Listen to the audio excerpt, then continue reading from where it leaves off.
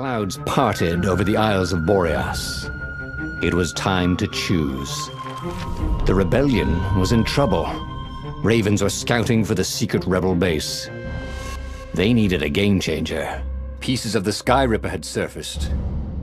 Renato knew that using it could go catastrophically wrong, but he was sure he could figure out how to use it safely.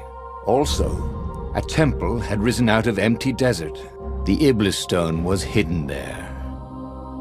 It was a dangerous artifact. It could corrupt its user into a bloodthirsty monster. Maybe he could find a way to use it, to take its power without surrendering to its wickedness. And also, his old friend Lapino needed rescuing. Of course, Renato had a pretty strong suspicion that Lapino had betrayed the rebellion, and he had a gut feeling that he needed to use that to his advantage. Well, I was just about to say, which one do we go for, but that key looks like it could mean something. So, I don't know about you guys, but I'm gonna go back with trying to rescue Lapino again. Renato finally realized that Lapino was a traitor to the cause, and maybe Renato could use that somehow.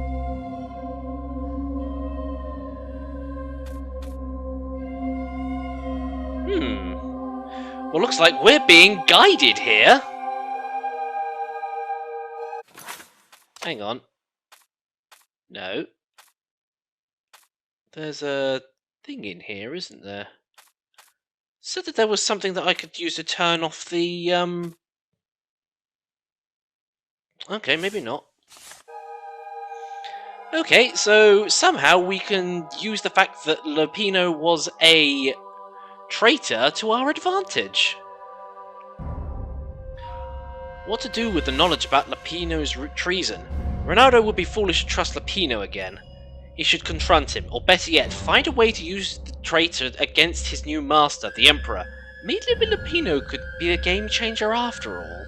Renato couldn't quite put his paw on when he'd realized Lapino was working for the Empire.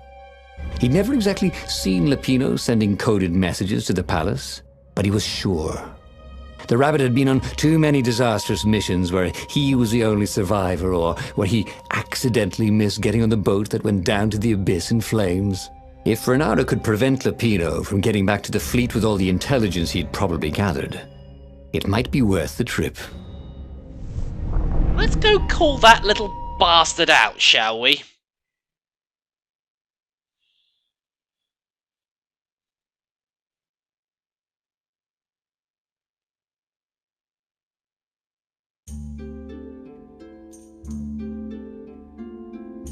How had they come to this? They'd been on so many adventures together. Lapino had talked Renato out of prison at least 4 times, and Renato had rescued Lapino from at least 2 lynch mobs.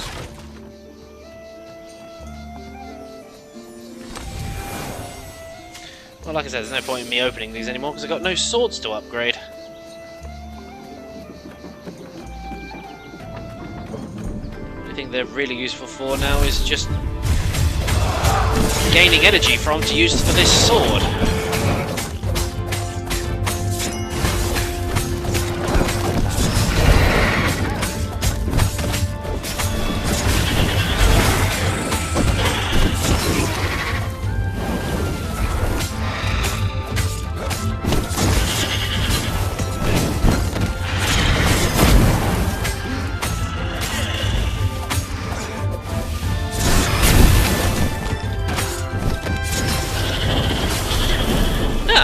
Actually take any damage. He always from felt that the rabbit resented him.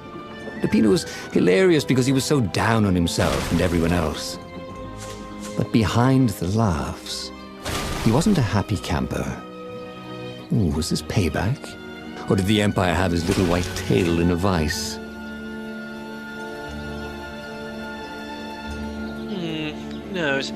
Although again, Lapino did admittedly say to us that he always hated the fact that we were always the hero.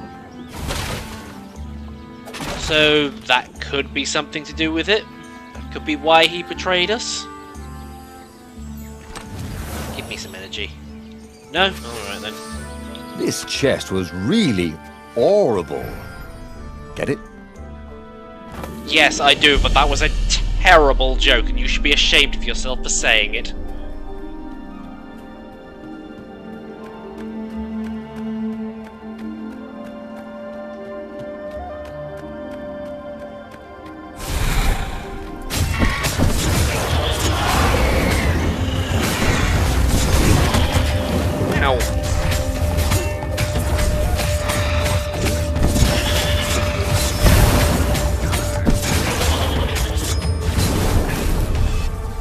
Ravens were landing everywhere from dropships. He'd better get moving. If they got to Lapino first, the rabbit would give the Empire all the intelligence he'd been stealing from the rebellion, and they'd probably give him a medal. He'd have to be very careful about how he played Lapino. At the slightest hint of danger, the mad rabbit would take off like a rabbit. Okay, well I gained 2 levels from that, so where to put the points?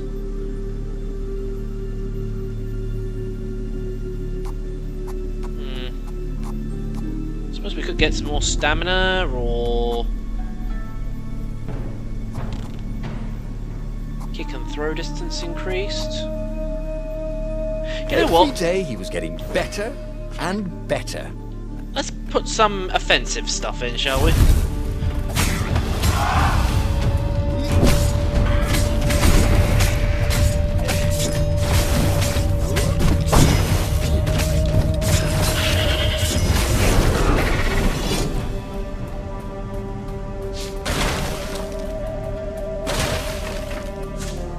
Energy for me.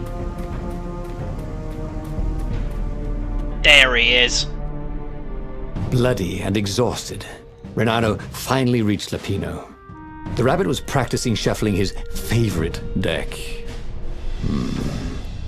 Now that he knew what the rabbit was, there were a few things about him that Renato didn't find so amusing anymore. You sent me an urgent message saying that you're in danger. Oh, I am. The ravens are coming. Now, I got a clever plan to kidnap Zenobia. Renato wanted to clap shackles on the rabbit and shout, "You're a traitor, and I'm not falling for it." But if there was one thing Renato was sure of, it was that the core of the Sky Ripper was dangerous mostly to its user. If he could put it in the Emperor's hands, old Isengrim III might blow himself and his fleet up with it. Yes, that was it. So guys, what do you want to do? Oh, you've got to go now, zombie. Okay, see you later. Right.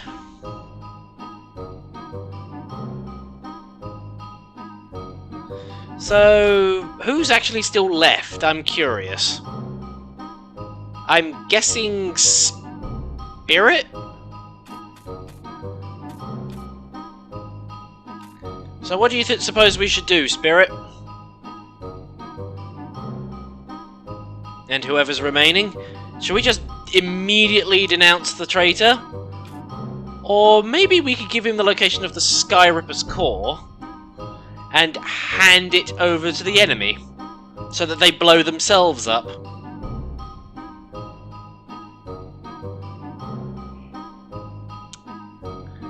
Spirit says, call out the traitor.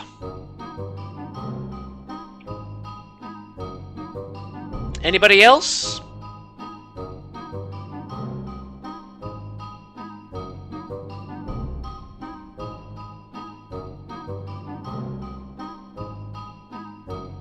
Nobody? Okay then. We will denounce the traitor. Me? A traitor? I'm hurt, said Lapino. Why ever would you say that? We found your code book, said Renato. They hadn't, but he hoped Lapino would blow his cover. You got me, said Lapino. And you know what? I don't regret a thing. It's always about you, isn't it? You're the pretty hero. You get the girl, you get the medal, and what do I get? Rabbit food. I thought you liked rabbit food. Go to hell, said Lapino, and he made a gesture, and 20 ravens came out of nowhere and stabbed Renato to death. No! He had tried something bold and paid the price for it. Well, okay. Right, I wasn't expecting that.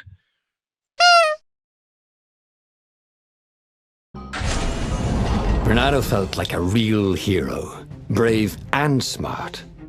He told the rabbit all about the Sky Ripper's God's Eye core. "I'll go get the core while you attack Zenobia," he told the rabbit. "Wait, I've an even better idea. I'll get the core and you attack Zenobia," said the rabbit. "Right, yeah, that is better," agreed Reynardo. Perfect. The traitor would make sure the Emperor got the core.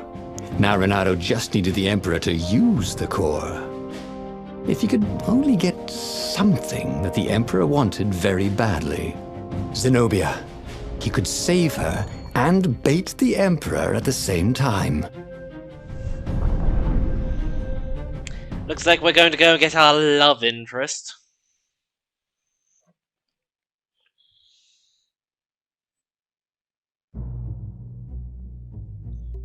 Right.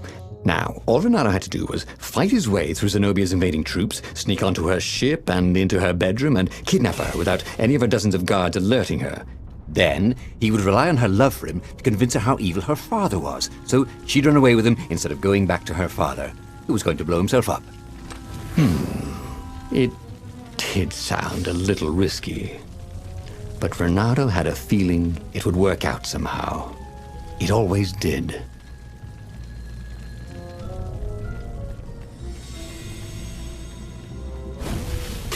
We could sneak into her bedroom and then... Okay, I won't finish that trail of thought. Even I think that's dirty. You dirty little fox, Reynardo.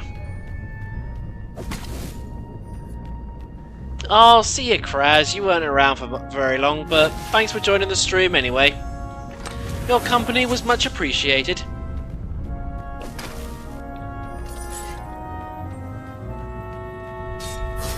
Just heal myself a bit. So much energy now, I don't know what to do with half of it. Hey! I got this friend who's a swan. Could he join up? He dyes his feathers.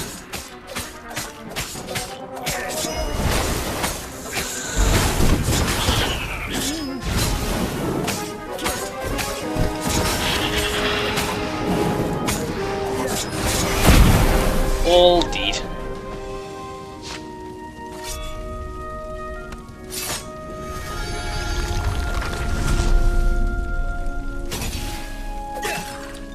I got stuck in a pot.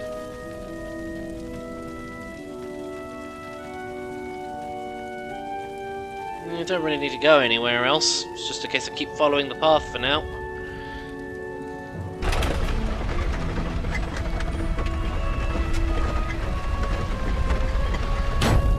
Right, time to take the shortcut.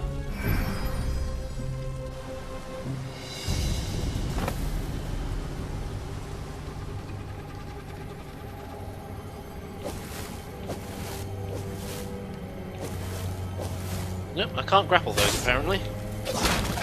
Hey, how do you tell if someone's far away or just really small? Give me all that energy, thank you. At least those chests are useful for something. What's Lupino doing here? Reynardo was halfway to Zenobia's encampment when Lupino showed up. He was disheveled and distraught. "They jumped us. I barely got away. Oh, they got the core." Oh, it was all going according to plan, thought Reynardo. Now he just needed Zenobia on his side. Yes, that was even better. The Iblis Stone. Zenobia could get it. And then the Emperor would have to pursue them. Wait, no. The gem would corrupt anyone, even her. That's it, he thought. Even Lupino. Even though Lupino was already a traitor. It would turn him against his secret master, the Emperor. He would try to make himself Emperor. And the Emperor would have to defend himself with the core. Boom. He was a super genius. So what do? Do we send Zenobia to get the Iblis Stone, or do we send Lupino to go and get the Iblis Stone? What do you think, Spirit?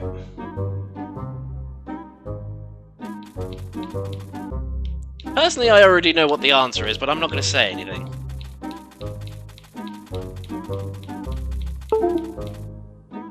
What was that? Was that my hard drive again? That better not have been my hard drive again. Anyway, damn it, Pino, so we're going with send Lapino. This is terrible, Bernardo told the rabbit. If only I had gone for the Iblis stone. But now it's lost in enemy territory. He handed Lapino a map. It gives the bearer so much power.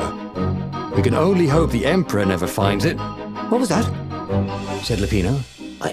I think someone's following us. I didn't hear anything. Rabbit ears. You go on ahead. I'll check it out. And with that, Lapino hopped off with the map.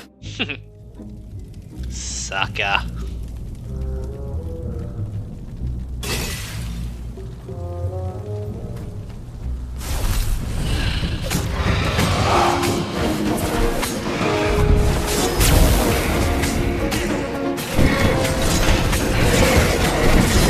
Whee!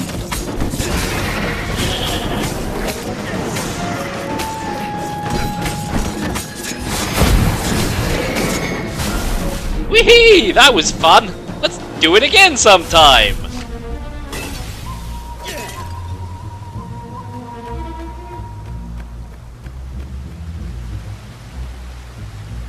Renato slinked through Zenobia's ship, making no sound at all. She was curled up on her bed. He'd forgotten how beautiful she was, how sleek, how soft. He tapped her on the shoulder with his sword. She was made of smoke, and he noticed he had a very solid blade to his throat. Did you really think you could capture me? Purred a familiar voice. I just wanted to chat, said Renato. Did you ever wonder why the Emperor adopted you? He needs a sacrifice, someone who truly loves him, to make a bargain with the lost gods. That's a vicious lie. He wants to bring them back. That's crazy. Why would anyone? They could make him immortal. An eater of souls. And with that, her eyes widened. She understood. Renato told her how he had rescued a priest whose order had been massacred. How he had slept in a burnt village. At midnight, the Emperor's victims had come to him in his dreams to tell him of the hideous eldritch rituals they'd been sacrificed in. He could still see those kittens and puppies. Their wide, sad eyes, their moist noses. You can't prove that. I've got a witness at the observatory. And off to the observatory we go!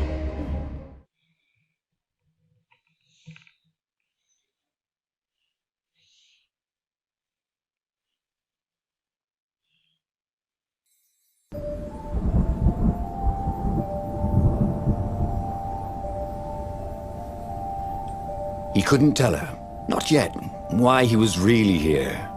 He didn't want her to be anywhere near the fleet when her father blew himself and Lapino up. So he told her about how the Emperor's obscene rituals had raised ancient artifacts out of the land. How he'd followed the appalling trail of the hideous horrors His Majesty had perpetrated for the sake of his own immortality. Any of this ring a bell? He said. He told me it was all lies. You've always known when I was lying. I always hated that about you, said Renato. The rebellion had started after atrocities that the Empire hushed up. Renato had rescued a priest whose order had been massacred for one book. He had slept in a burnt village. Dead kittens and puppies had come to tell him what the Emperor had done to them. I don't remember that bit. This is the only problem with this game. It's a bit inconsistent with its story at times. Like, how does Renato know a lot of this information? Like the Skyripper core blowing up when last time it caused an immense black hole to appear.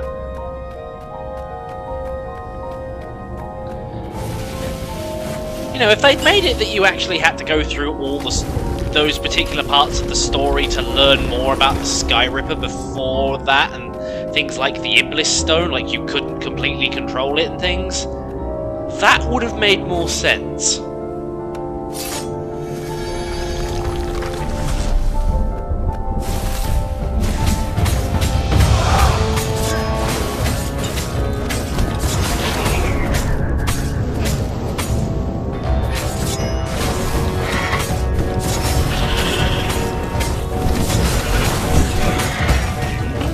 no, you don't.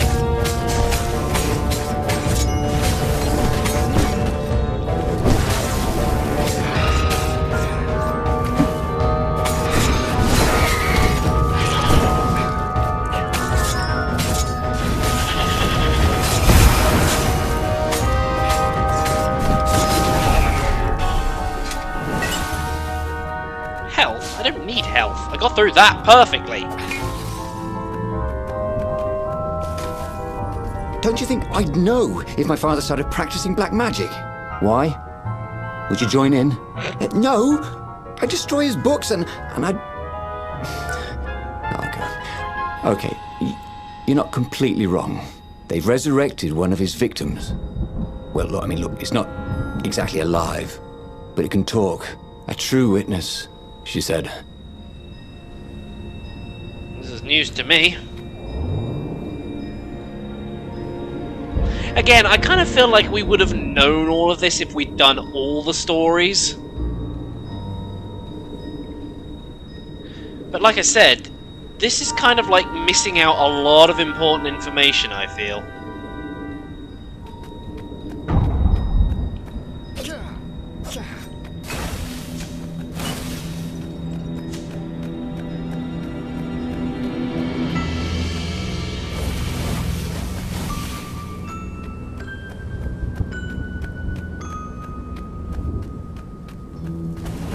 This thing really needed a roof. What it needs is some accelerators of some description. To hopefully get through this bit a lot fucking faster.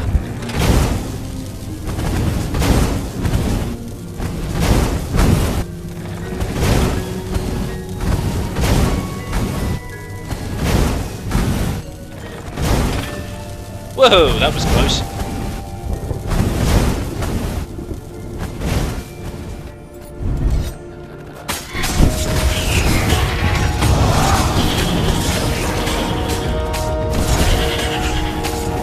Ooh, fire guys! We haven't seen one of these in a long time.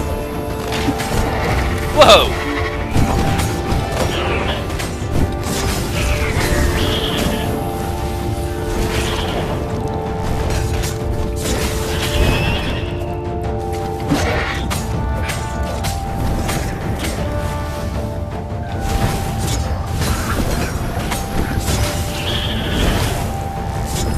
That had gone beautifully. Where was a bard when you needed one? Probably at the pub, getting drunk, or arguing with a small golem.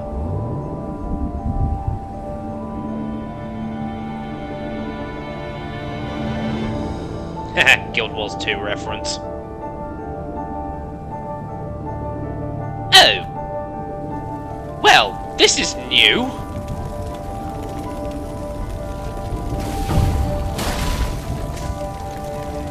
Everything's on fire!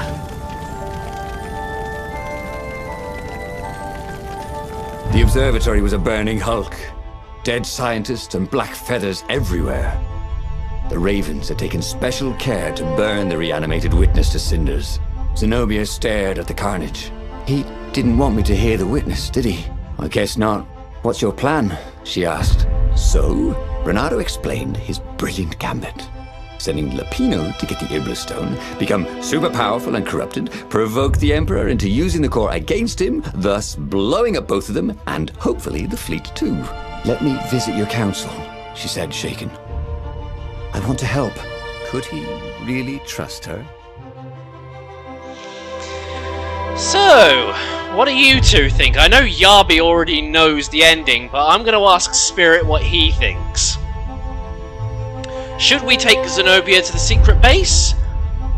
Or shall we keep the secret base a location secret? Like I said, Yabi, don't say anything. Let Spirit decide.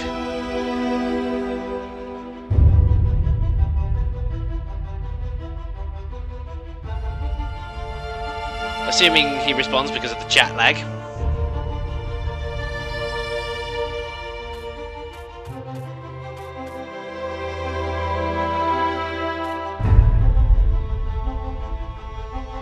Well, Spirit said number 1, so we're going with it. He'd done it. He'd made Zenobia see how evil her father really was. He wished she didn't feel this urge to join in the rebellion. After all, he'd taken care of the Emperor, right? Yeah, but she'd always been conscientious like that. She told him she had to go somewhere first. So Renato gave her the location of the secret base, and they agreed to meet in the ruins. He had a very good feeling about this.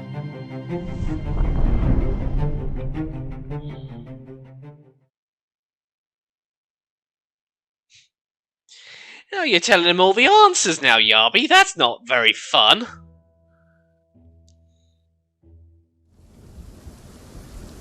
What had Zenobia gone off to do?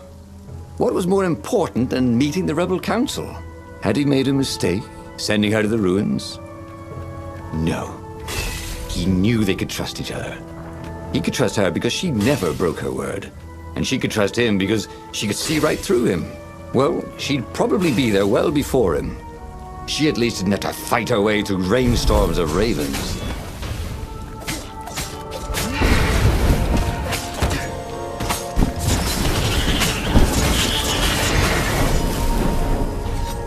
He thought about Hypatia.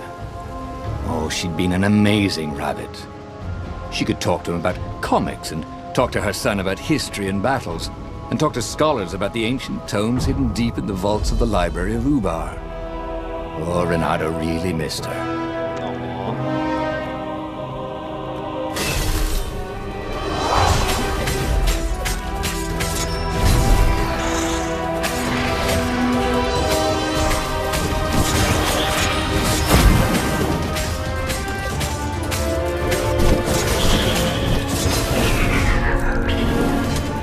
That was easy. That was easy. It's a shame we don't have any more energy.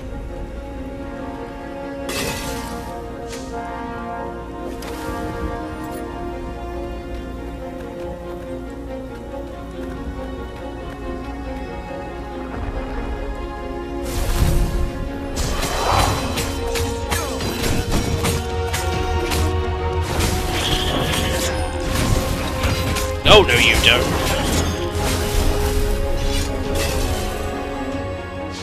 Hey, As he came around the bend, there was Lupino, unconscious on the side of the path. And Renato could smell a familiar, sweet, smoky scent. Who? Zenobia. It had to be. She never used a combat spell when she could use drowsy gas. That meant she had the Iblis Stone. Oh dear! What would it do to her? She hated her father now. She'd kill him for sure. The council wouldn't mind if she killed the Emperor, but murdering her father would destroy her. He had to get to whatever ledge she was on and talk her down from it. Preferably before she jumps off of it.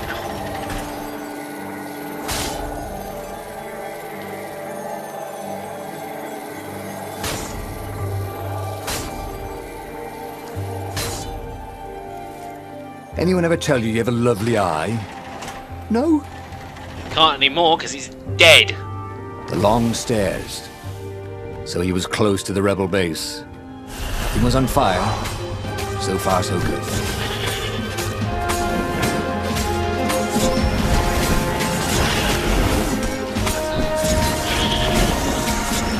Too late, that thing was already dead before you got to it.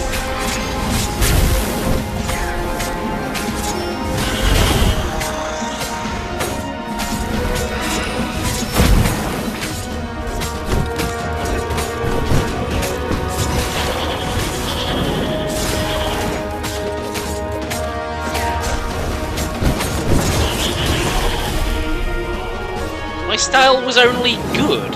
How do I get a better style then?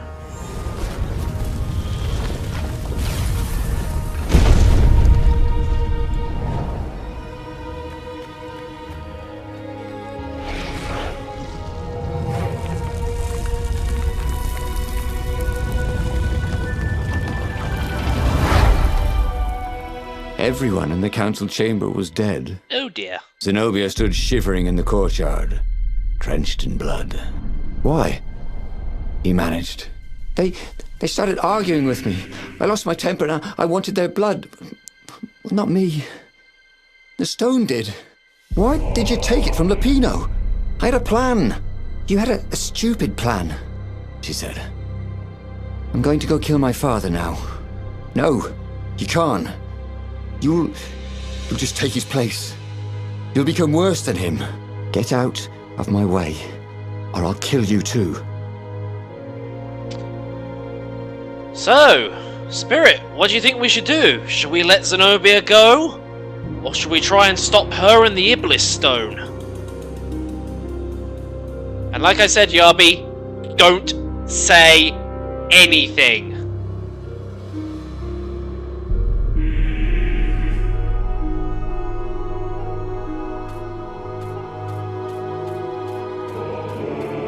So which one, Spirit? Name thy destiny.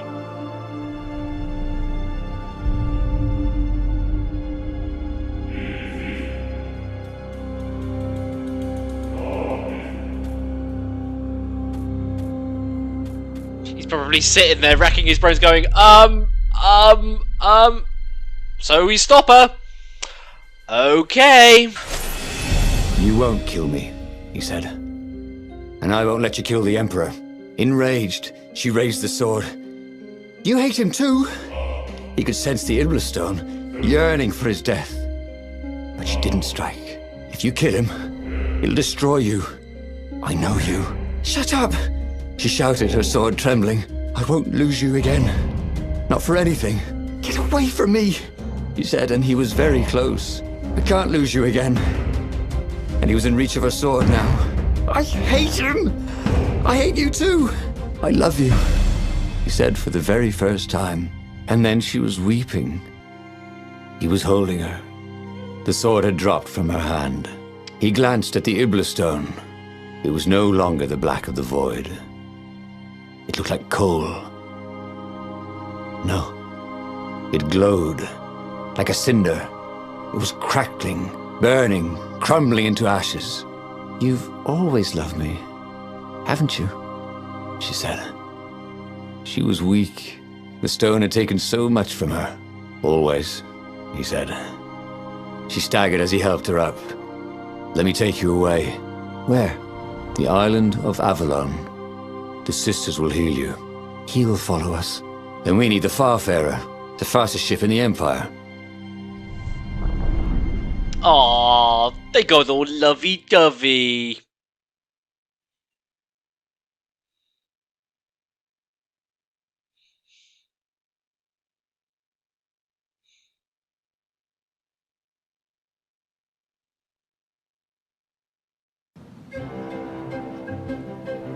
The Empire had seized his ship. They'd have to take it back. Let's get out of here. Zenobia, you catch up with us whenever you feel like it. Let's just take the long route.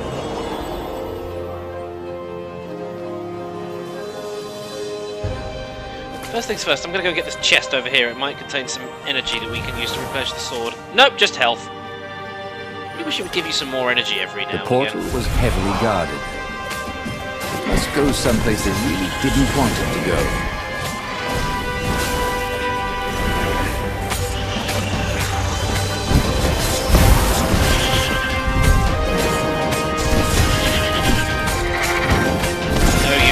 No, you don't! Zenobia was in no shape to fight. But he never fought so well. He wasn't fighting for money or loot or a cause. He was fighting for her. For them. His sword danced, his feet flew, and the ravens recoiled from his ferocity.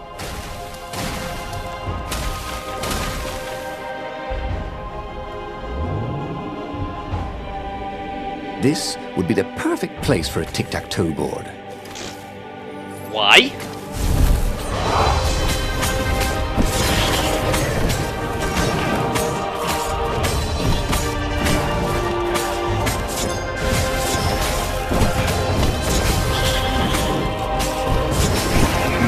Get over here.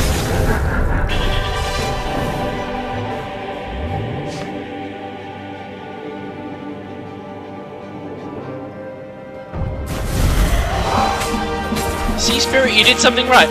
Yeah, but you said that almost like Spirit had always done something wrong.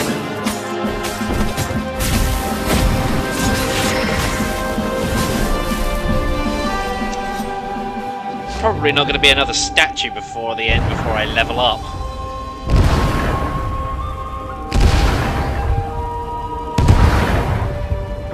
And there it was, his beautiful skycraft, the Farfarer. Though it fare very far indeed, beyond the Empire, beyond the reach of the Empire, to the mystical island of Avalon. He didn't know exactly where it was, but he knew he could find it. And they would find peace there. Second star on the right, and straight on till morning, laughed Zenobia. And they laughed together for the first time in a long time. Was the Peter Pan reference really necessary?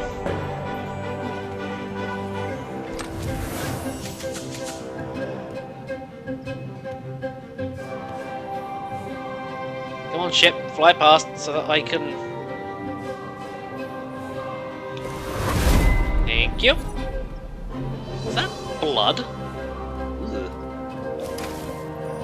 Certainly not mine.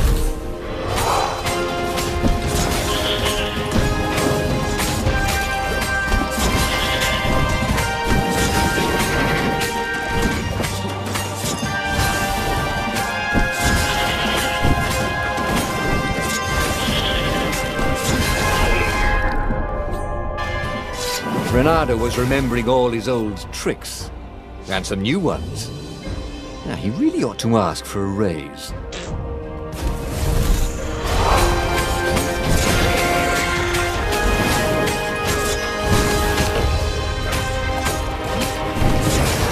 Oh no, you don't.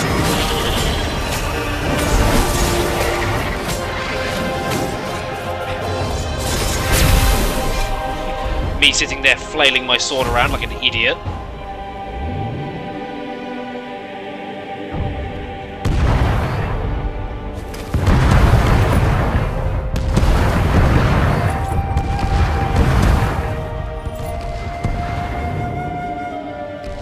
This time we're not going that way towards the ship. We're going this way.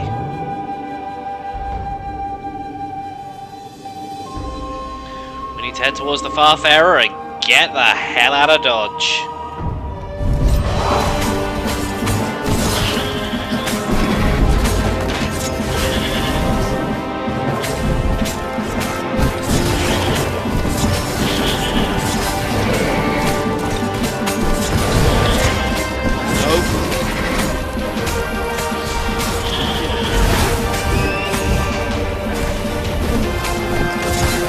Ow! Ah, come on! I could have made that a perfect run.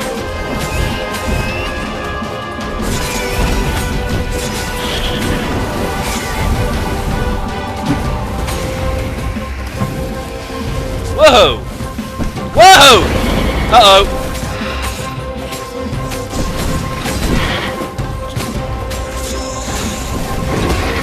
Ow! Ow! Ah, fuck! We were so close!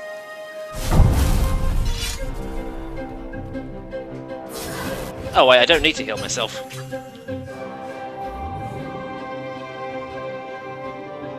That was practically the last bit!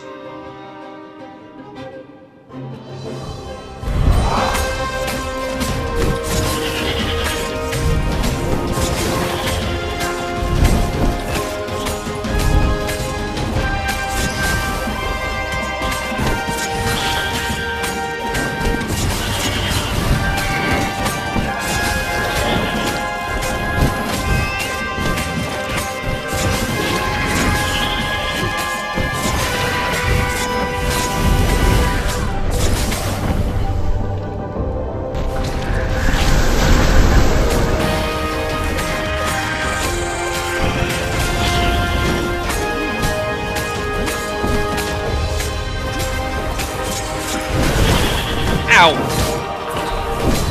Right, that's it. You're getting the full force of my sword.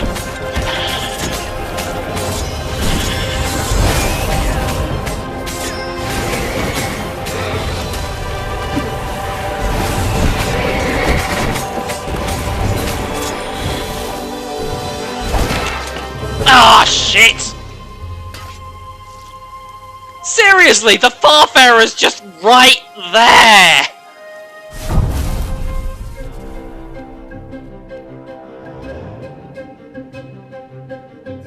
There was an engraving. Maximum capacity, 130 people. Like, you could fit 130 people on that.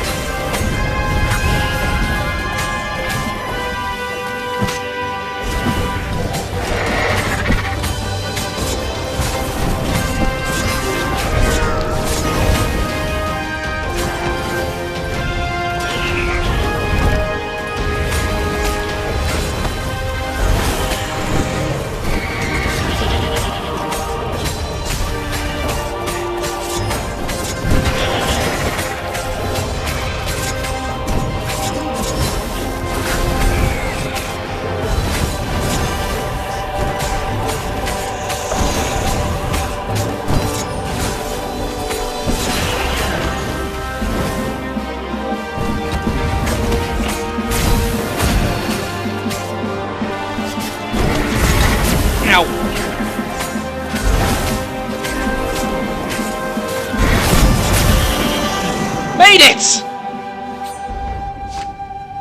We did it! But they did not go unnoticed. Scout ships lifted off, and the long lance of the Imperial flagship. Bernardo turned downwind to gain speed. The Raven ships could pursue, but they couldn't close. The Far Speaker croaked, "Return her and live!" "Go sacrifice yourself," yelled Bernardo. Yeah, go screw yourself. "Then you won't have her either." On the flagship, the Emperor was readying some arcane weapon. It couldn't be. It was the core. A devastating beam lanced out of the flagship. Bernardo zigzagged wildly to keep the Farfair out of it. Now the Raven scout ships were closing the distance, and the beam was getting closer too. Then came a blinding flash, and the air was searingly hot all around him. There was a thunderous, deafening roar. He could smell burnt oak and burnt feathers and burnt flesh. But when he could hear and see again, they were alive. Yay! And unhurt. Yay! And they were alone in the sky. Zenobia embraced him. They had done it. Through luck and through love, they had won the war. "Avalon, here we come," he said as he held her arms wide in the prow of the boat and let her feel its speed. "Maybe the real Avalon is wherever we're together," she said. And so, after a bit of an argument, Bernardo and Zenobia went to one of the two Avalons. The one shrouded in mists, or the one in their hearts. But which one they went to, I'll never tell. He'd done it. He'd forged his own destiny. Well, he hadn't actually done it, but he knew what he would do. Bernardo smiled at the book. He practically wanted to kiss it. The kid's sacrifice hadn't been in vain. He'd saved the book and saved the world. Bernardo owed him and his mother so much. Bernardo lowered the mainsail and let the Farfarer shoot forward in the breeze. Second star to the right, and straight on till morning. This time, he would win.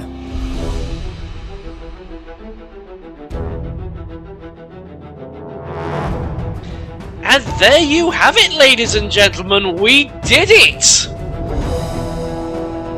We used everything that we had learned to forge our own destiny, destroy the Emperor, avoid using the dark power of a rather corrupted stone, use an unstable core to blow everybody up, and we got the girl at the same time! Now that is a destiny I'm sure everybody would love to have. But yes, that's it. Apparently the voice of the narrator was Julian Casey. Now, he was a good narrator, I have to be honest.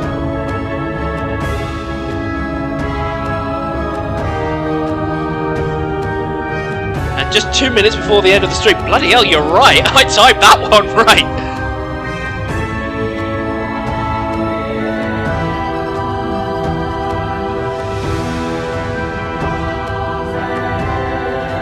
I'm gonna sit here and listen to this, this is a nice soundtrack.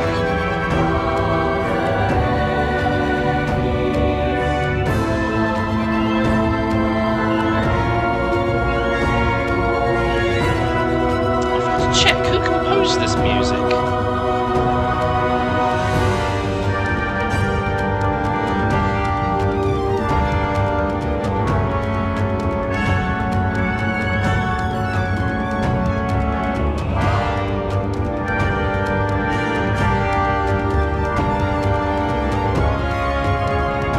Wow, that was a lot of testers.